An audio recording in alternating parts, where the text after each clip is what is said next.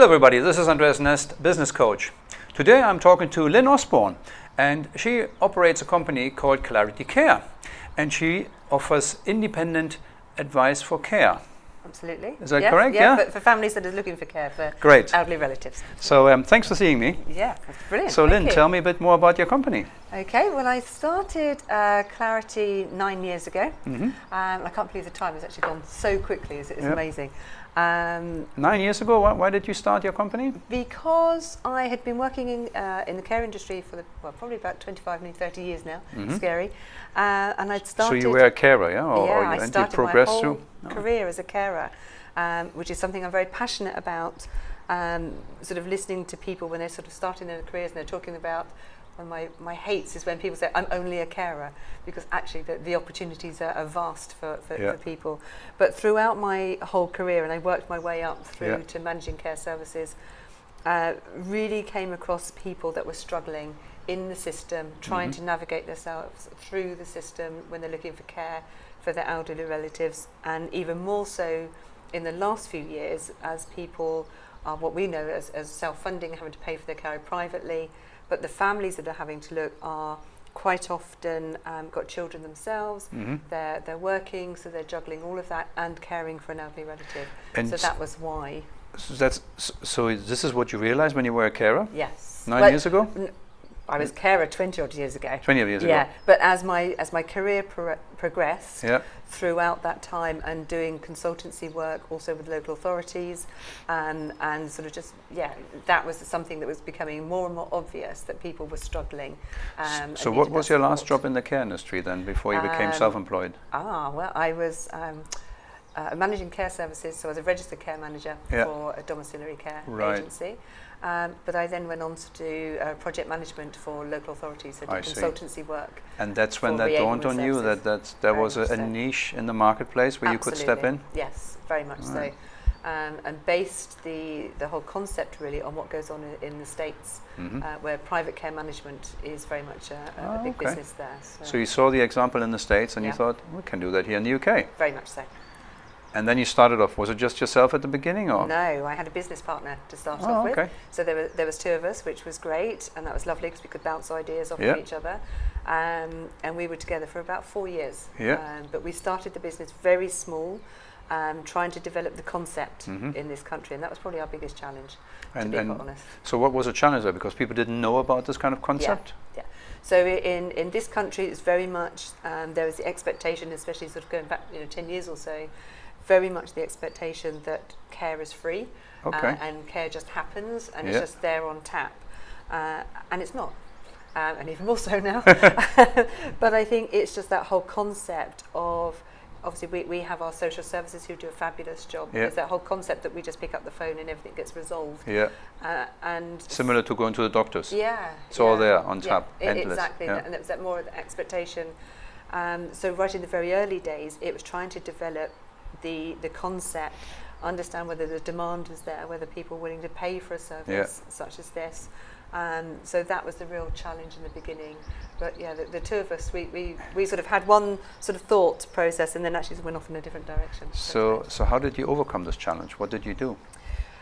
A lot of research, talking like to people in the States, really. Got lucky in networking. I'd started going out networking, trying to say what it is we're trying to do. And as part of that network was introduced to a solicitor who works in the private client side of things. And they were really interested in understanding a little bit more about what we do. And that was a whole route to market that we hadn't even seen. So you forged a strategic alliance? Yeah, very much so. So now solicitors are our main route to market, because we offer a really good beneficial sort of service for them. So then they get looking at their clients and stuff like this, they then make a referral to you and say you should be talking to this person because they can help you with that? Yes, so there's two sort of ways that people sort of when they suddenly find themselves in this position of having to look for care, they either have a trusted solicitor that's been a family solicitor for a long time, or they're suggested that or recommended to go to a solicitor to talk about lasting powers of attorney and things like that, and wills and that side of it. so as part of that conversation, obviously everything else comes out, how they're struggling. Yeah. So now that we're working with the solicitors more, it is something they can say, actually go and talk to Clarity Care, and they can support you and advise you in this. So surely 9 years ago, you must have been one of the first companies in the UK to actually offer that type of service, yeah? Yeah, there are very few of us around. Yeah. There's a couple of sort of competitors around, but we all do something slightly different. Yeah. But it is still quite a new concept that is developing, and I think it will continue to develop. Yeah. Sort of going forward. Yeah. So, has been finding clients and kind of educating people about what you do been the biggest challenge, or has there been anything else that you think you found challenging? I think from the concept of the business, I think that is, educating the marketplace is probably one of the biggest challenges. Yeah. I think from a personal view, from a business, starting up a business, you suddenly go from a corporate life where you have everything. You have admin assistants, you have an IT department, you have all of that. I'm sure you hear this all the time. You just tap into them. Yeah, exactly. And then suddenly you're everything. You're wearing 8 different hats. Yeah. And I think that's probably the biggest challenge is you have this reality that I think I can still remember it on day one after having left my job, and I hadn't planned really that far in advance. I thought, no, I've had enough of where I'm at. This is where I want to be. Yeah. But not having really any idea what I was going to do. And then suddenly on day one, it was like, okay, now what? What? It's like, it's like, whoa, okay. And it was a real fright, and I still can see that in my head. So what would you advise, startups, what they should do on their first day? What, how do they start so they don't end up like, oh God, what's happening now? Yeah, I think probably having a clearer idea of what it is you want to be doing. I think the challenge for me, coming back to what we've set up, is it is a new concept in the care industry and what we do. So I think that's probably the slightly different challenge. But I think it being clear on what it is you want to do. Did you have a business plan?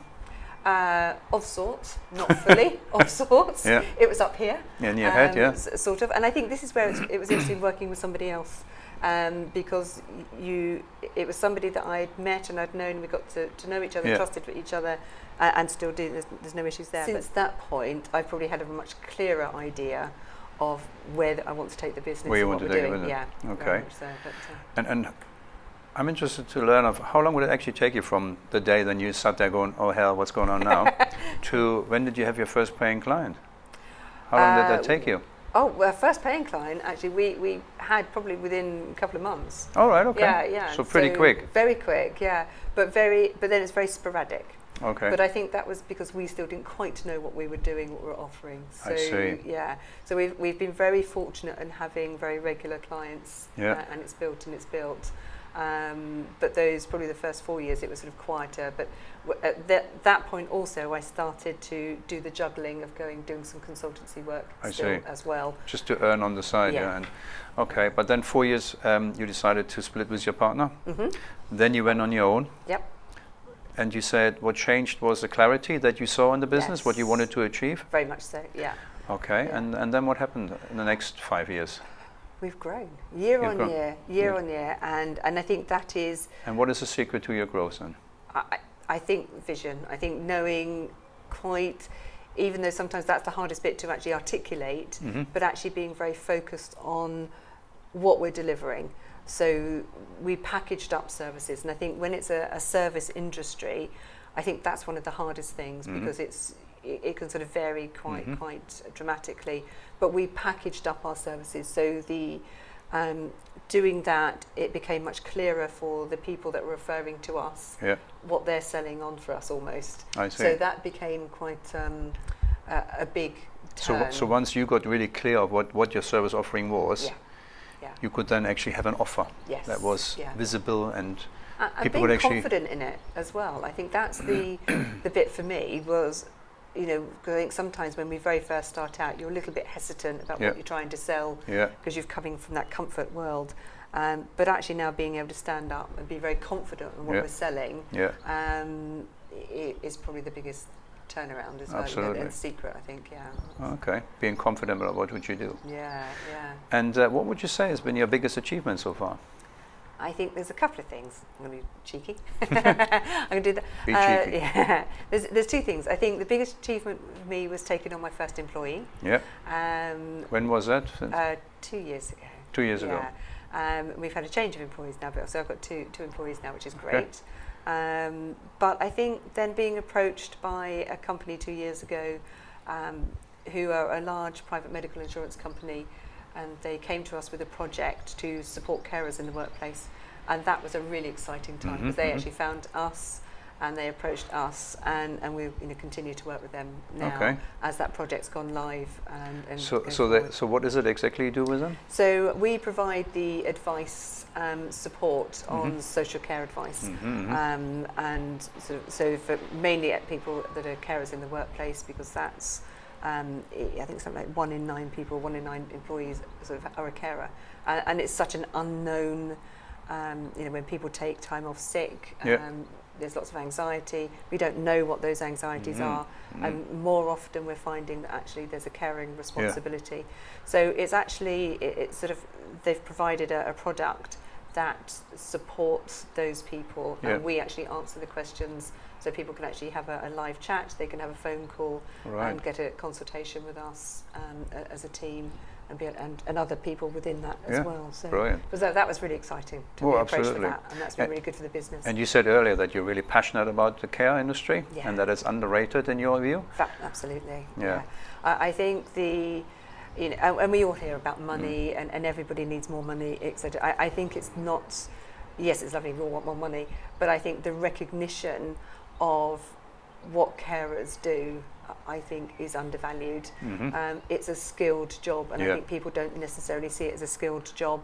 I remember when I very first started, it was almost seen as like pin money. It's just something you could do, it fits in with your children and it was fine. But actually the level of skill and the trust that we're giving these people, I think is just totally underrated. And I think, and until we can find a way of boosting that, I think the industry is going to stay struggling to bring carers into the workplace. Absolutely. I'm very passionate about that. Very good. So what's the next big thing for you and Clarity Care? I really want to get out to the public more. And that's not me taking over the world of social services. No, that's not what we're doing.